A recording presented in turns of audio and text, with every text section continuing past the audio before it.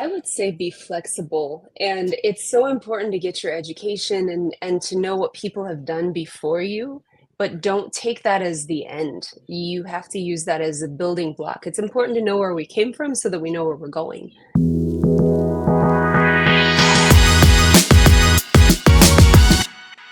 Hello, everyone, and welcome back to the Design Rescue Show. I am your host, David Block.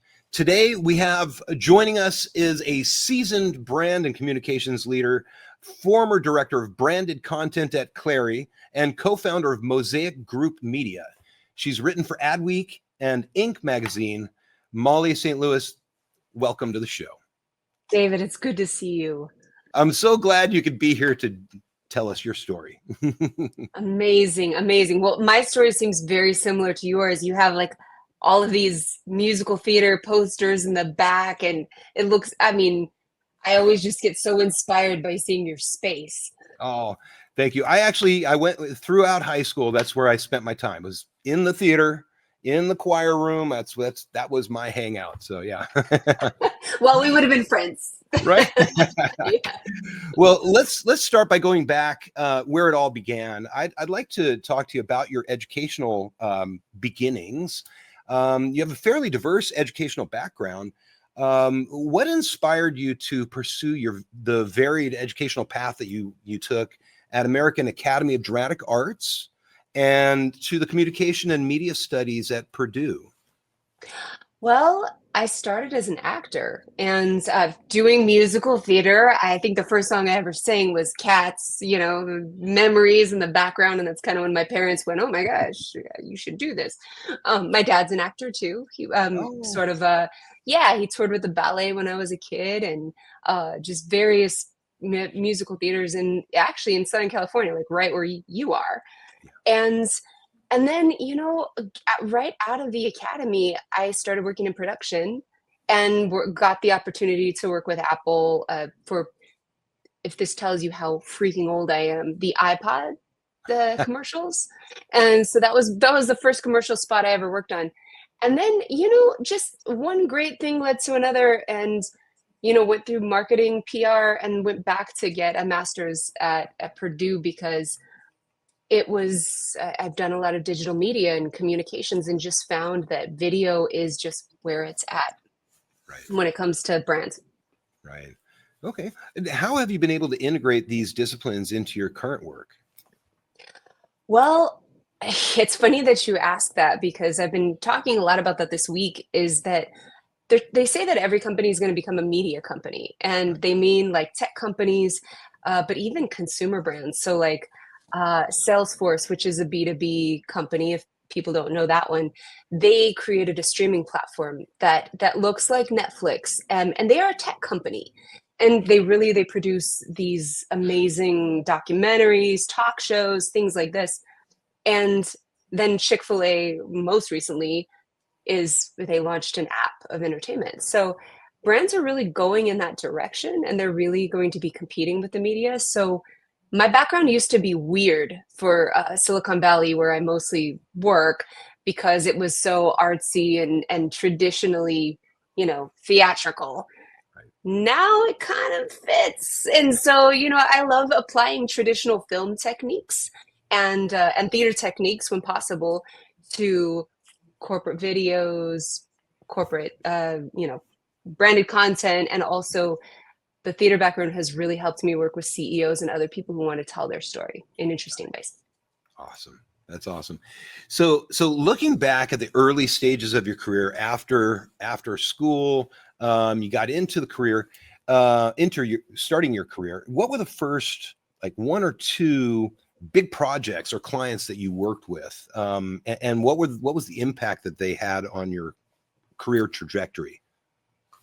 Well, I'll say that it was short-lived, but I used to write script coverage for different Hollywood film producers. And I had the opportunity to do this for the company that founded Jennifer Lopez, the ones that produced Selena, which was her big breakout role. So they had me covering a lot of Latino and Latina LA stories, and it really just the producer who was named Carolyn, she just said, you really you really should go into this content development. You're good at it. And I was, you know, thinking, oh, I really wanted to be an actor, but like that kind of content development really pushed me into different areas of design, Mhm. helped me use different parts of my brain to accomplish things. And I found that knowing a little about a lot of things helped me direct things better because I kind of understood where people sat. But yeah, there, you know, that production company that handled Apple and Coca-Cola and some of those other ones, just tremendous designers, tremendous directors and writers. And I was just, you know, happy to be in the mix. So that was probably it. Okay, all right, excellent. And you were also a columnist, as I had mentioned earlier, for Inc. magazine and a writer for Adweek. How has your experience as a writer and how has that influenced your perspective on brand storytelling? Yeah. So at Inc., I had originally pitched them just for a specific story, and it was about taking how people can take a gamble. Entrepreneurs can take a gamble, and I feel like entrepreneurs and artists are really, really similar because you are kind of always selling you and your perspective, and that is really what makes an effective artist, I think, in my opinion, and also a company too. So I got asked to be a writer for them, and I got to meet some really amazing people. Like I got to interview Ariana Huffington and Damon John and some really amazing people in the industry. And then that sort of parlayed into Adweek, which was more covering brands, which in terms of their design, how their designs resonated with people, what they were doing on the media side, like when Facebook Live was new, for example. That's one that always sticks out in my mind. How were designers and graphic artists using this medium to help their brand stand out? Right. And it was every single day was inspiring because people were just doing some really cool things. If you're enjoying this video, please take a moment to hit that like button, leave a comment below, and subscribe to the channel so you won't miss our future videos. Thank you. So moving on to, actually moving back, I guess, 2015, approximately, you were a senior communications director for YapStone. Mhm. And I'd like to know if you could talk about your job responsibilities. For those who are not really familiar about what a communications director does, if you could explain a little bit about that. Definitely. Yeah. So it started with press. I originally was at YapStone to get them in the news, and a lot of that, being a writer and also being a designer, helped me do that in ways that stood out. So, you know, we were able to get in different, you know, major publications in the industry, and then I ended up joining them to take over more of their brand and communications. You know, work with the whole team, and you know, find out how that could be integrated. Communications is such an interesting thing because there's always this idea that people never know where it fits because they say, well, should it be in the marketing department? This is more like public relations. Should it be in the marketing department or should it be its own thing? And because communications aren't necessarily biased, there's not necessarily marketing. And so what somebody like me does is to make sure that the messaging across the whole company is consistent, that it's interesting. When you think of a brand, you want to think of it like a character. And so going back to my earlier roots, writing scripts, I've also written 2 musicals. And I found that creating a brand was followed the same format as creating a character, because you have to understand who this is, who Mhm. we are, how we speak, how we move, how we look, how we want to be perceived by other people. Right. And it's like creating a person. That's really interesting that you put it that way, because that's very much the way that I kind of ask my students to think about brands, like it's the personality of the company or whatever it is that it's the brand of, right? So yeah, it's like a person, right? Yeah, Absolutely. Yeah, for sure. yeah. I know. When I wrote my first musical, I had the opportunity to do it. I think the first place we did it was at Fullerton College. Oh, That picked it up. Yeah. So kind of near you, I believe. Right down the And street. yeah, and so, we had these amazing professors that would give their input and everything. We eventually took it to New York, and it did some major festivals there. But sometimes I'd have to fill in for the character. Like if somebody wasn't there, I'd go, oh, I was the writer, but I go, oh, I'll get up there and read it. And as the character, I was like, this doesn't really fit. I need to rewrite this part. Excuse Uh, me, and I found that that's kind of similar to a brand where you hear a thing that doesn't work, or you see a piece of art that doesn't fit, and you go, what about this is wrong? And your audience might not be able to pinpoint what the disconnect is, but they'll feel it. right. And so I think tell me a little bit about like how you're doing that with your students. That's really interesting. Yeah, that's another thing that's kind of similar to the world of design is exactly what you see there. It's that people that are not designers can see the little mistakes. They can see it. They don't recognize exactly what's going on. But like if my students take a picture and squash it a little bit, you can tell that's been squashed. Or even Yeah, fonts, if they've been stretched a little bit, you can tell that, but you don't know exactly what's going on. something So weird about it. right. So you got to really know, be on top of the details. That's for sure. Yeah. Yeah, definitely. So you worked as a head of marketing at DealTale also, Yep. and where you integrate, let's see, creative copy and fun animations to create an engaging video that tells a story. Could you talk a little bit about that experience? Definitely. So there's a wonderful entrepreneur that created this technology that does what's called marketing attribution, which is that sometimes you don't know why a customer goes with you. If you're a tech company, you don't know what got them to connect with you in the first place, especially if it's that branded content. Like the brand stuff is very can be very broad. So Right. what this company does was connect it via data science and essentially tell marketers how they can better predict what's going to happen. So while I was the head of marketing, we did a video series that used these incredible animators in they were actually in South Africa, and they were called We Are Badge. And we did these videos that taught marketers how to use data science techniques, but we did it through like fun pop culture references, and then the animation brought that all to life. Mhm. And the budget was extremely low, and it was really exciting because we won a Telly Award next to Bloomberg, and a major brand, and we did it just based on creativity and kind of ingenuity and efficiency, and also just really, really, really great designers. That's awesome. So what was your part in that whole project? I was the creator, and then I was also the host. So I wrote the series. I kind of said what it was going to be about. Again, I'm really passionate about the fact that brands are becoming media companies. So it had a show page.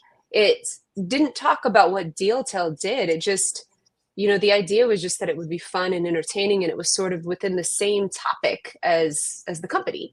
I see. And then after that, if they wanted to learn deeper techniques, or if they wanted to learn more about a technology that would help them do that, they could go and click on the show page and learn more. But the objective was to really just connect with the audience and engage the community. Excellent. Okay. Could you talk? Let's bring us up to current. What are you doing these days? Talk about your position and what your responsibilities are. Definitely. I started a company with my husband, who's an actor, who's a television actor, called Mosaic Group Media. And we work with different companies, different tech companies all over the world to do their branded content, their public relations, and basically connect them with their communities. So we do a lot of video, and we work with a lot of artists, and just kind of these days within marketing, there's so much AI that people want to know that they're talking to a human, looking at a human, reading something from a human. And so I feel like artists aren't going to become less important, they're going to become more important. And we're finding that through our work, that Right. people are just craving real human output and connections. So Yeah, we try to put that into all of our work. that's wonderful. That's great. I'd like to hear a little bit about your creative process. If you get a project, what is the process you go through to work up the communications for them? So a lot of it is kind of looking at it as a huge Venn diagram, but not just like with 3 circles, but like 18 circles that all have to kind of overlap and fit together. So first of all, you kind of look at what the company does. I'll give you just 3 circles because the rest of them are just is too much. The first one is what the company actually does. What's the product that they do? Then it's, what is the community talking about? Why is it relevant to whatever the audience is? There are micro communities everywhere, so everybody has an audience. But it would be, what are people talking about on social media that kind of relates to the company? And then the third one is, what is the media talking about? And so that is going to kind of keep you on the cutting edge of whatever it is that you are selling. But Mhm. then from there, I don't use a lot of AI. I'm starting to, but it would be, kind of leaning into that background as a writer and going, okay, how can I write something that is interesting, compelling, fun, not, we're never trying to sell anybody. It's about entertaining, educating, um, being provocative in our thoughts. Um, and then from there, I kind of test it with different groups, Yeah. and see like, is this something? Am I right? Like for that deal tell one, I had to test that one with a lot of data scientists because I'm not one. And Right. so, you can read all about what it's like to be one, but I kind of had to marry those two worlds between marketers who need to use it and data scientists, and those they follow two completely different thought processes most of the time. So I thought, how do we find the common ground between these guys? Right. So I would say the creative process is always finding that common ground and then writing from there. I see. I see. Mm-hmm. Excellent. Excellent.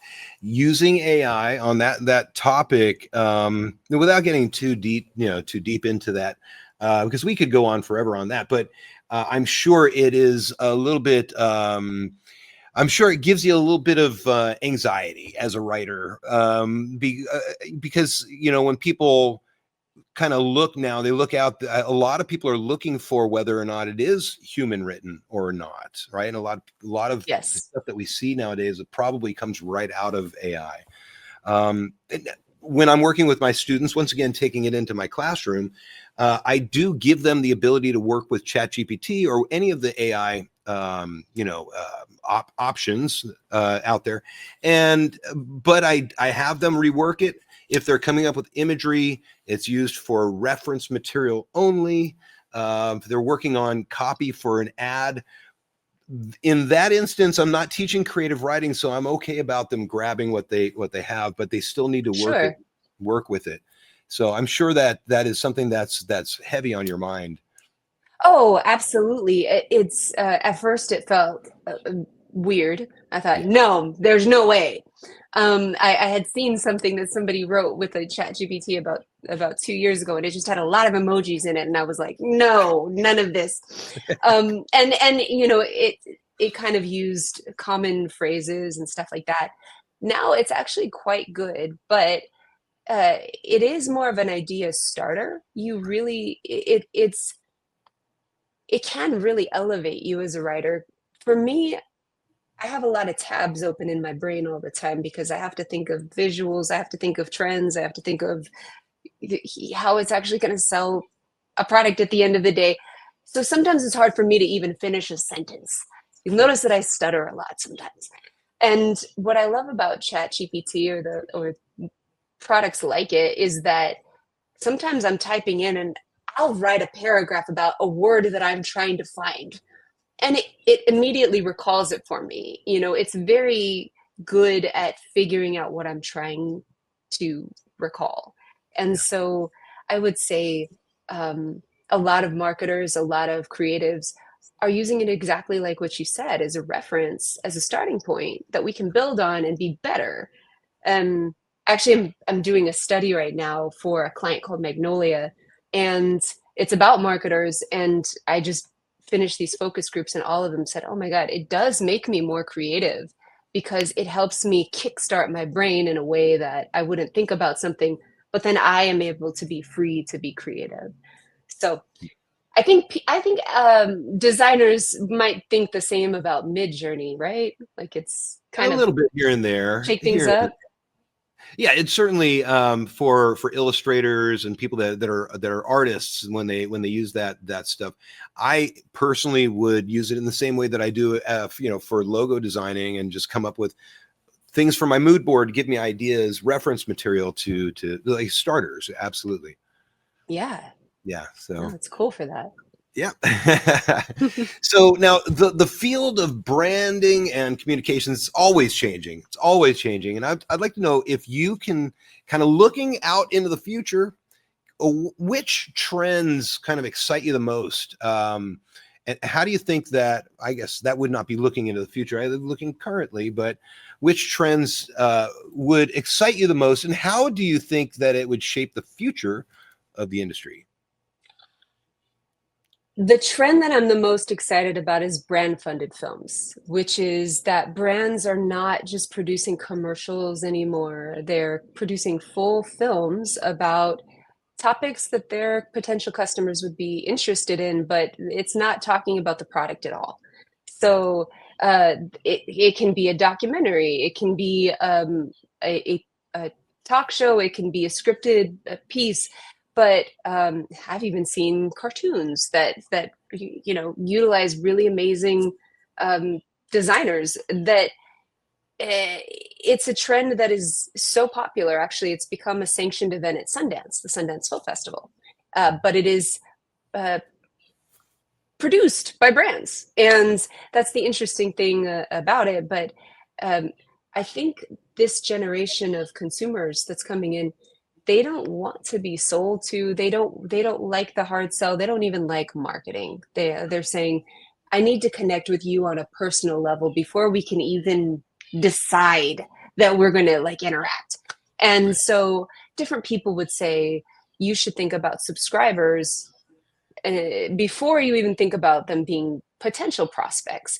Get them interested in your content first, and then use that as a means to develop these relationships. That is a trend that I think is only going to become more prevalent, and it's exciting for anybody that's creative because there's a lot of opportunity there. Right. Awesome. Awesome. Well, we've made it right to the end of the program, and I have one final question for you. Before I do, I just want to say thank you once again for being a part of my show today Oh, and spending your time talking about your life, your career. I appreciate your time. thank you so much. No, you're amazing, and I'm always excited to see what you're doing over there because it's. I wish I had that when I was growing up. Let me just say. I appreciate that. Well, let me ask this one final question. We'll wrap it up. Um, is there a piece of wisdom, a pearl of wisdom, that you would give someone looking to make a mark in the branding or communications industry, especially with content creation?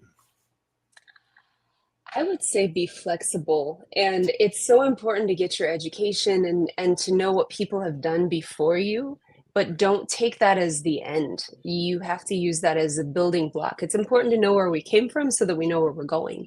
And I would say, don't be afraid of new tools that are coming out. Don't be afraid of technology. Don't be afraid of doing it differently. Find ways to use it to elevate creativity and to make your mark on the branding industry. Excellent. Great advice. Thank you so much, Thank Molly. you. Once again, thank you for being here. It's been great. Thank you so much, David.